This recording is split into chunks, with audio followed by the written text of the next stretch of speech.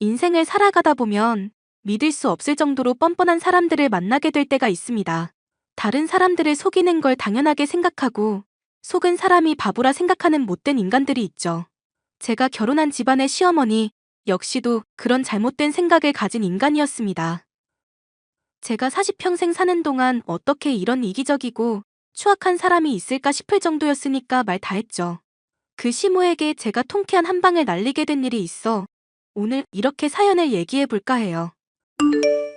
안녕하세요, 어머님. 제가 오랫동안 고민을 했었는데 아무래도 말씀을 드려야 할 것 같아서요. 뭔 대단한 얘기를 하려고 뜸을 들이고 그러니. 답답하니 무슨 일인지 얼른 말해보거라. 어머님 얼마 전에 놀러 오셨을 때 제 허락도 없이 물건 가지고 간 거 알게 돼서요. 폐물에도 손대시고 옷이며 시계며 이래저래 많이 가져가셨더라고요. 이걸 말씀드리는 것도 민망한 일이지만 어머님께 꼭 전하기는 해야 할 것 같아서요. 그게 무슨 말이니? 내가 네 옷이며 시계? 폐물? 그것들을 왜 가져가? 내가 딱히 쪼들리는 사람도 아닌데? 그야 제가 알 수 없는 일이죠. 이제부터 어머님이 왜 그러셨는지 물어보고 싶어서 그런 거니까요. 아니, 내가 지금 이렇게 말하는 거 무슨 뜻인지 모르니? 내가 안 가져갔다고 말하고 있는데 무슨 사람을 범인 취급하고 있어? 남편이 저희 맞벌이라서 집에 있는 게 혼자 두기 걱정된다고 했던 거 기억나시죠? 그래서 집에 강아지 뭐 하는지 확인하고 목소리도 전할 수 있는 기계가 있거든요. 거기에 어머님이 저희 없을 때 들어오셔서 물건 챙겨가신 거 다 담겨 있네요. 혹시 왜 들고 가신 건지 이유라도 말씀해 주실 수 있나요? 기계 그거 오류난 거 아니니? 생사람을 잡아도 적당히 잡아야지. 어디 시엠이 무서운 줄 모르고 이렇게 추궁을 해대? 네가 형사니? 어머님, 저 법률 사무원으로만 벌써 3년 넘게 일했어요.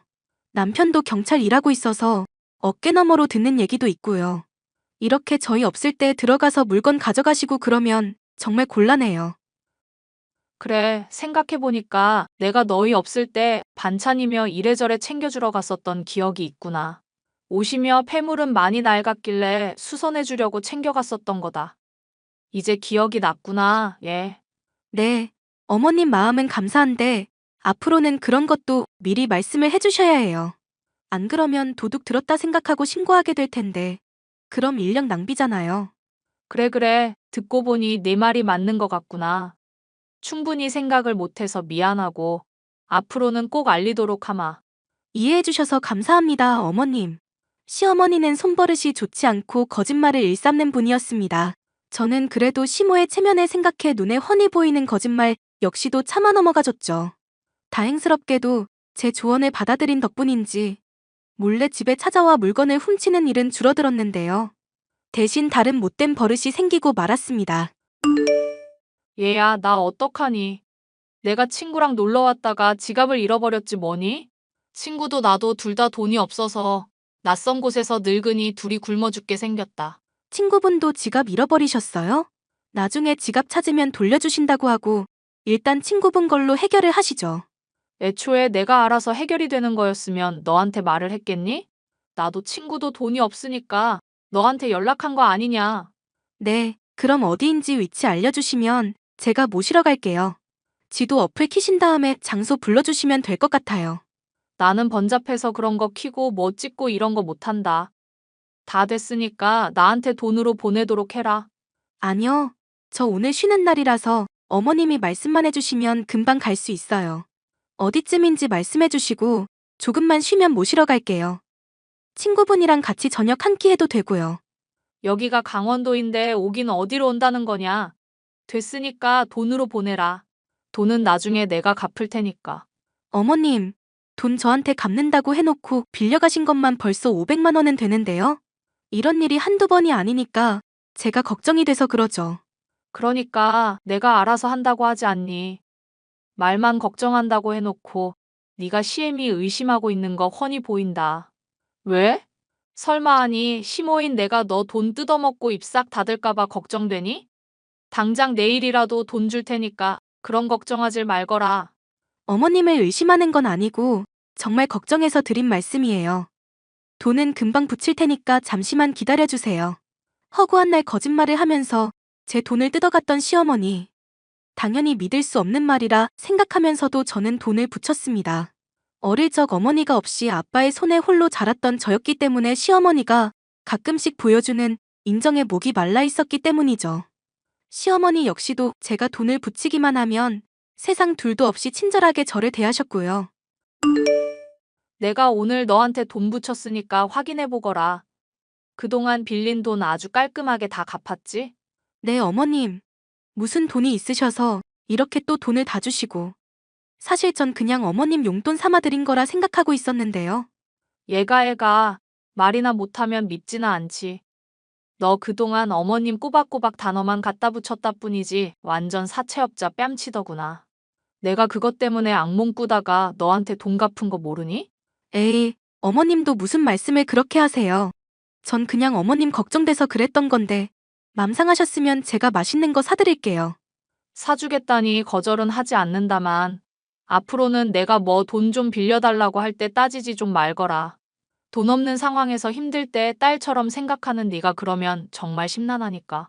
그런데 어머님, 궁금한 게 아버님도 돈 잘 버시는 걸로 알고 있거든요. 그이한테 들으니 건물도 몇 채 있으시다던데, 왜 이렇게 돈 쪼달릴 일이 많으세요? 원래 이씨 집안 남자들이 욕심이 드글드글이라 그런다. 나한테 경제권 맡겨놓으면 어련히 알아서 잘 불릴 텐데 날 못 믿고 그러잖니. 못나서 그런 거니 너는 신경 쓰지 말거라. 어머님이 또 재테크에 관심 있으신 줄은 몰랐네요. 내가 또 재테크하면 전문가 뺨치는 수준이다. 나중에 너도 관심 있으면 나한테 돈 맡겨보렴. 한번 생각은 해볼게요, 어머님. 시어머니의 절 대하는 태도는 날이 갈수록 살가워졌습니다. 돈이 필요할 때마다 거짓말로 핑계를 대는 건 여전했지만 돈을 바로바로 갚았기 때문에 큰 문제가 될 건 없다고 생각했죠. 하지만 이 모든 것이 제게서 돈을 뜯어내기 위한 기만이라는 걸 얼마 지나지 않아 알 수 있었습니다. 당신 요즘 엄마랑 친하게 지내고 있던데 설마 돈 보내주고 빌려주고 그런 거 아니지?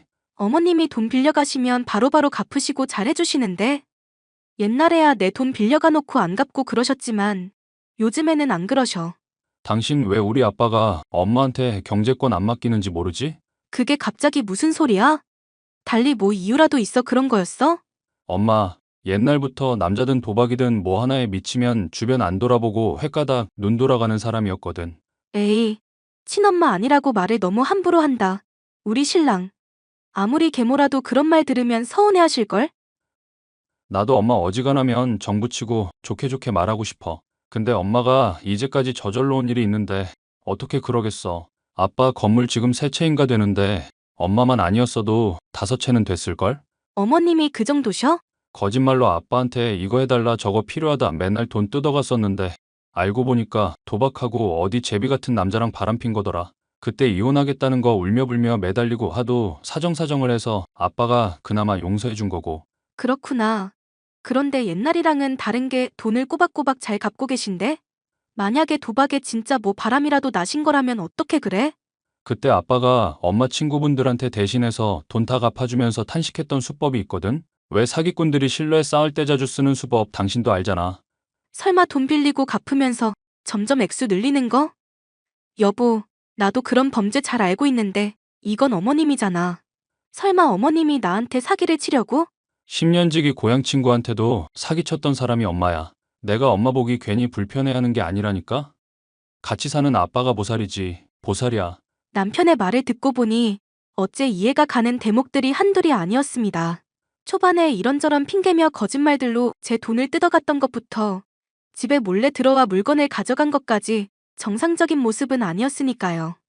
어쩌면 제게 돈을 점점 많이 빌리고 계신 어머님이 또 도박이나 불륜과 같은 문제에 빠진 것은 아닌가 걱정이 됐습니다. 여보, 아무리 생각해도 나 요즘 어머님 하는 게 점점 걱정되기 시작하거든? 혹시 어머님이 우리한테 뭐 숨기고 있는 건 아닌지 알아볼 수 있는 방법 없을까? 당신 교통 쪽이기는 해도 명색이 경찰이잖아. 경찰이면 경찰이지. 명색이 경찰은 뭐야. 엄마는 그냥 걱정하지 말고 내버려두는 게 상책이야. 괜히 엮어봤자 좋은 꼴 볼 수가 없어요. 그래도 어머님이 전처럼 도박이라든가 뭐 불륜 같은 문제 겪고 있는 거면 어쩌면 누군가한테 협박받고 있는 걸지도 모르잖아.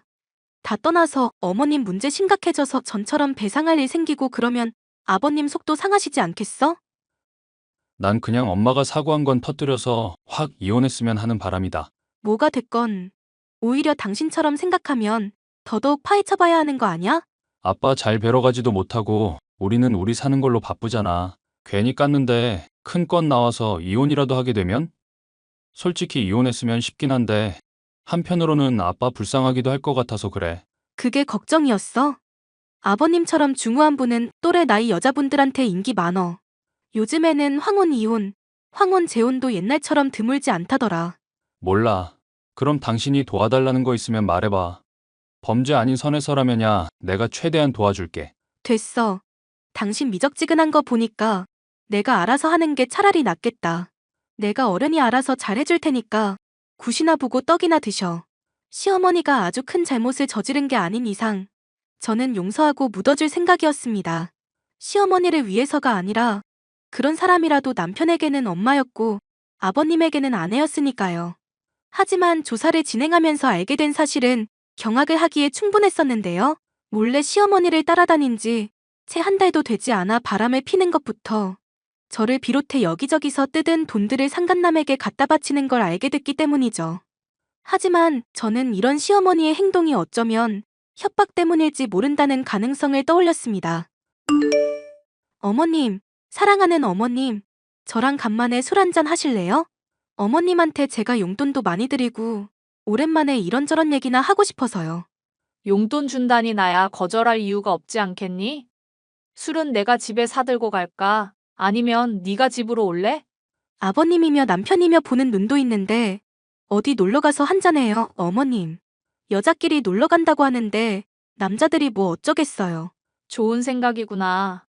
네가 예약 잡기만 해라. 나는 가서 먹을 음식 좀 미리 해두고 있으마. 감사합니다. 오랜만에 어머님 손맛 좀 보겠네요. 그렇게 여행을 간 저와 시어머니. 술자리를 진탕 벌인 저는 시어머니의 핸드폰을 몰래 열어 상간남에게 협박받고 있는 건 아닌지부터 확인하려 했습니다. 상간남과의 대화를 확인해 알게 된 진실은 제 예상보다 훨씬 추악했는데요.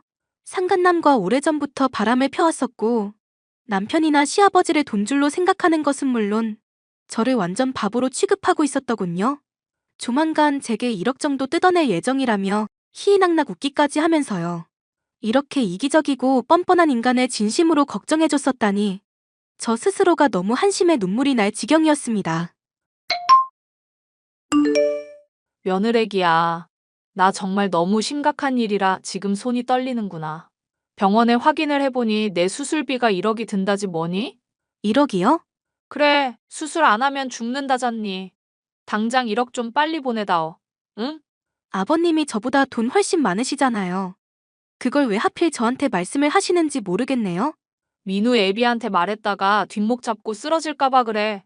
가뜩이나 요즘 건강도 안 좋은 사람인데 걱정 끼쳐서 되겠니? 잔말 말고 돈 당장 보내다오. 부탁이다. 가만히 보자 하니 사람 참 우습게 보이시나 봐요.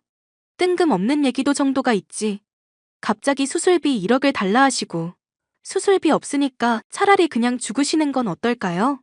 뭐? 너 시애미한테 무슨 말을 그렇게 하니? 죽으라니, 이게 어디서 배운 말버릇이야. 아니, 댁은 어디서 배웠길래 대낮부터 남자랑 모텔에 가질 않나?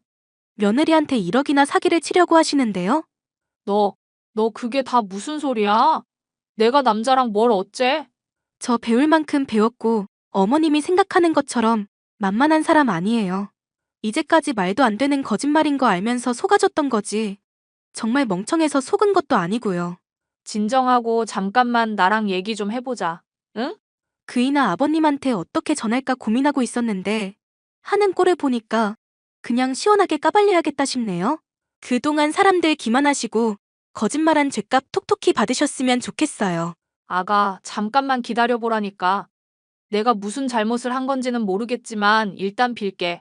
빌 테니까 용서해 주렴. 응? 마지막까지 잘못을 인정하지 않고 뻔뻔하게 굴던 시모. 저는 결국 가족들에게 시모의 바람이며 사기 행각을 죄다 까발렸습니다. 시아버지는 이 일을 알게 되자 노발대발하시며 당장 시어머니를 내쫓으셨죠. 시어머니는 무릎을 꿇고 손이 발이 되도록 빌고 또 빌었지만 소용없는 일이었습니다. 두 번째 주어진 기회를 뻥 차버리고 오랫동안 사람을 기만해왔으니 죄의 대가를 받아야 했죠. 사기꾼이나 다름없던 시몬은 결국 상간남과 함께 감옥에 가게 됐습니다.